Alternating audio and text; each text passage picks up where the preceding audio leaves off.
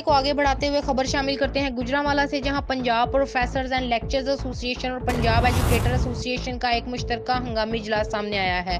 अहम खबर है जो आपके साथ शेयर की जा रही है। सदर पीपीएलए गवर्नमेंट कॉलेज मोहम्मद अख्तर गुमन की जेर सदारत ये इजलास हुआ है, जिसमें दोनों एसोसिएशन के मरकजी अहदेदारों ने शिरकत की है। इजलास में क्या मामला तय पाए गए हैं, ये बताएंगे आबिद मुगल। जी आबिद, अपडेट कीजिएगा।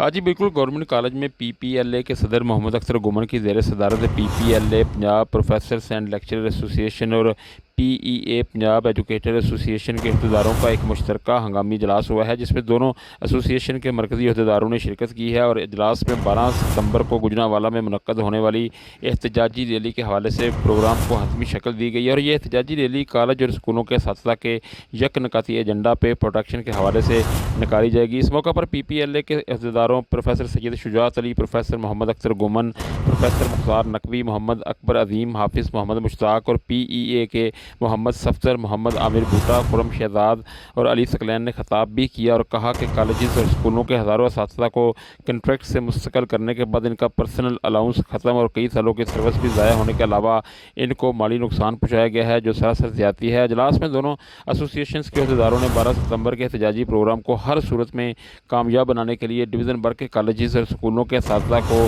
रैली में शिरकत की दावत भी दी है। जी, अब तक के लिए इतना ही। मज़ीद खबरों की तफसीलात जानने के लिए हमारी वेबसाइट pnntv.online विजिट कीजिए और रहिए हर खबर से बाखबर।